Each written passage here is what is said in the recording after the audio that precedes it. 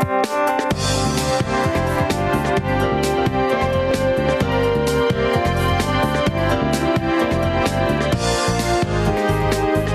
from WCSH6, this is 207. Hi, everybody, and welcome to 207. I'm Rob Caldwell. And I'm Kathleen. You may think we're making this up, but we're not. Friday is National Pie Day, a day dedicated to the celebration of pie. They're going to do things up in style in Rockland with an event called Pies on Parade. We're going to get the scoop and the recipe for a delicious Key LimeRock Pie from the LimeRock Inn. This Friday is National Pie Day, and there may not be another town in Maine that does it up with more gusto than Rockland. Frank Ignatius from the LimeRock Inn is here with us today in the 207 kitchen to talk about a pie that he's going to make for us, and also the Pies on Parade, the annual event that you guys have coming up. It's on Sunday. We'll chat about that in a minute, but let's get cooking. What are you going to make for us, Frank? Okay, today we're making Key LimeRock Pie. Key LimeRock Pie. Very clever. All right. How do we start?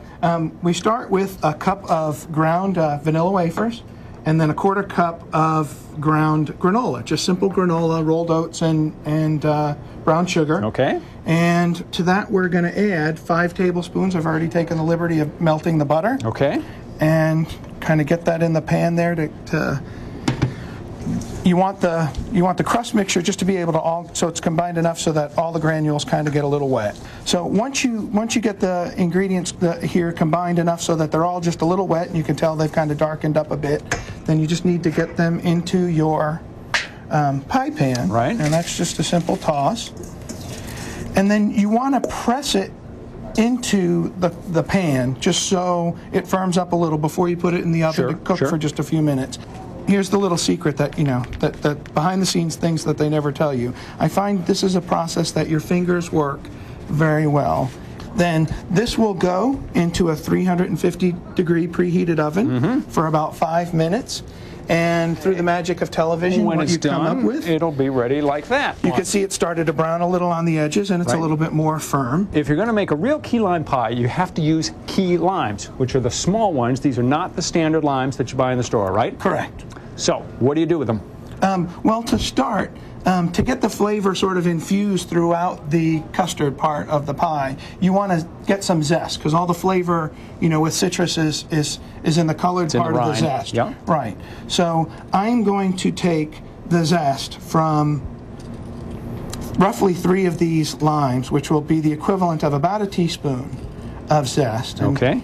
And kind of follow through as I'm doing here. And then you end up with in contrast to the regular ones, these little turbocharged pinstriped models as well. And that's the thing about key limes is they are more potent, right? Than a regular lime. And I think that's what you can kind of say about it is it's all the flavor that would be in a big lime, but it's just consolidated down into the compact little size. Once that's all done, I want to take a chopping knife and I just want to get this chopped up really fine.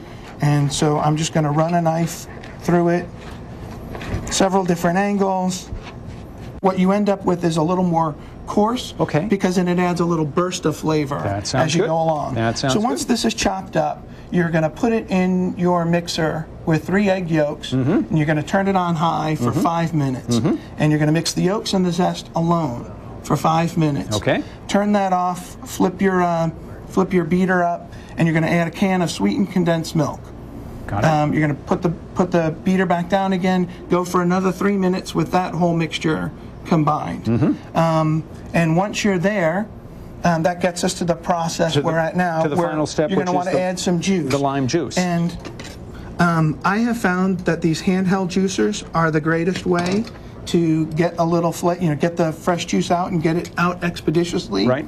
Contrary to what you might think, it seems like it would fit in better that way, right? But I find it actually juices better if you turn it upside down, because then it just allows all the juice to flow right out the bottom. It goes out unimpeded. While you're doing that, Frank, I'm just going to get out what had been the earlier step that you mentioned, which was doing this all in the mixing bowl, which we didn't show, but it's pretty simple. We have the recipe, and you just mentioned what the steps are. They're about, the condensed milk is one element, one ingredient, and the other things. So that would be the filling, and then we've got the juice. So where do we wrap things up here? So the last step before we're ready to go in the oven is you're just going to want to combine the juice with the batter mixture that's already put together. If I could have you grab that whisk for me first.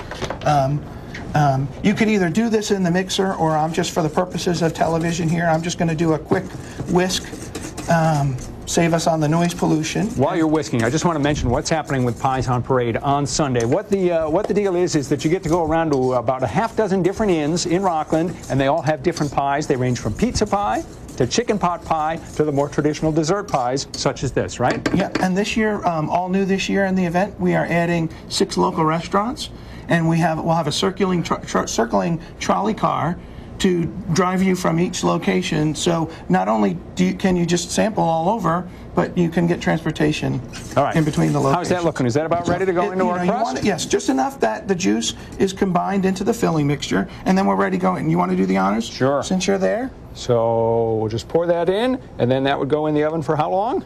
That will go into a 350-degree preheated oven, 10 to 15 minutes. We'll take the time and we'll put that in the oven right here. And while Frank does that, I'm going to just remind you that the recipe is, as always, in the 207 section of our website. Just go to the 207 kitchen section, and you'll find the recipe for Frank's Key LimeRock Pie. That's the finished product. That's what it looks like. You might want to put a little whipped cream on if you're so inclined. Also on the website, we've got more information on Pies on Parade. Again, that is happening this Sunday in Rockland. Frank, thank you so much for coming in. Great to have you here. We appreciate it. Great to be here. Enjoy that pie, everybody. Stay with us. We'll be back with more of 207 in a moment.